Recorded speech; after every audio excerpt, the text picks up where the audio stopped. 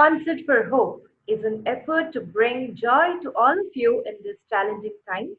Our team, Sharath Veta Garu, Ravi Kamarasu Garu, Kiran Burra Garu, collaborate with artists across USA, and in this episode, we went intercontinents and extended to an well-noted artist in India.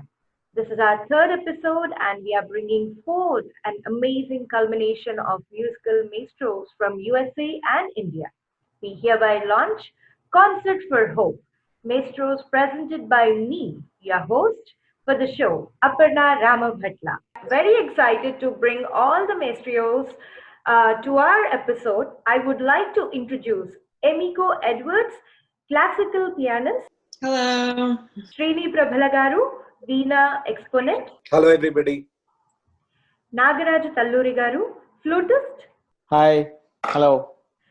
Sauryadeep Bhattacharya ji, Sarod exponent. Hello. Hello all. So we are very excited, as I mentioned it before, and I request each one of you to introduce yourself. Firstly, I would like to introduce Emiko Edwards. Emiko is a classical pianist, has many accolades of performing at exquisite concert halls. She performed in the USA, UK, Spain, Canada, Italy.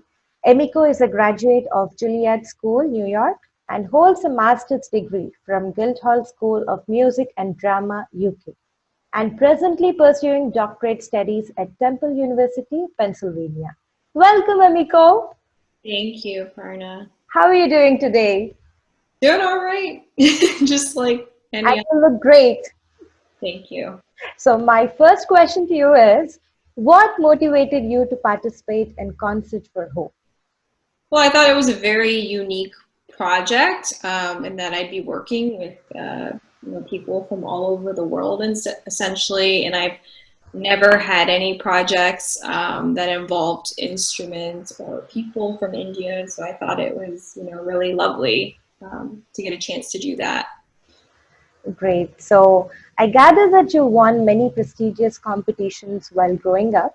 So what motivates you about your art form and benefits for the of several competitions? Well, for me, playing the piano is, the art itself is wonderful, obviously. And for me, it's about sharing that with other people. So the act of performing and having that experience and sharing music with other people is really what drives me personally. Mm-hmm. In terms of competitions, I think with every stage of my life and career, it's the motivation has changed. Mm-hmm.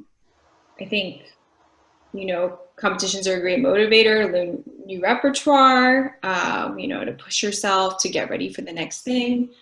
Right now, I see it more as a networking opportunity because you get to meet a lot of musicians that are like-minded and similar in age. And it's more like a festival than a competition a lot of the time, which is really wonderful. So what do you have prepared for our audience today?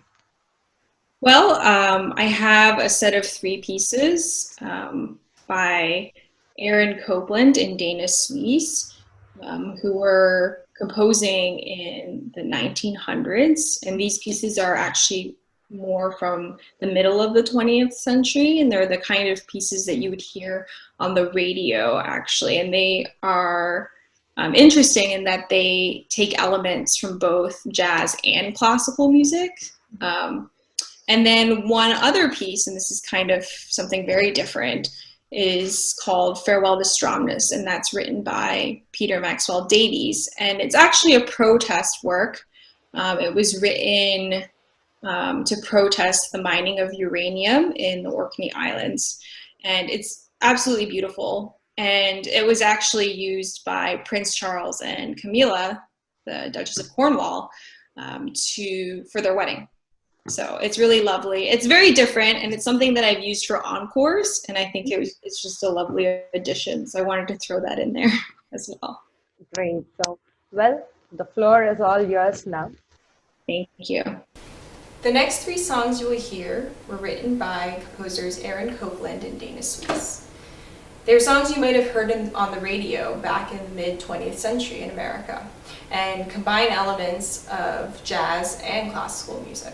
I'll start with An Evening Air, followed by the first of Copland's 4 piano blueses, and finish with Suisse's American Nocturne.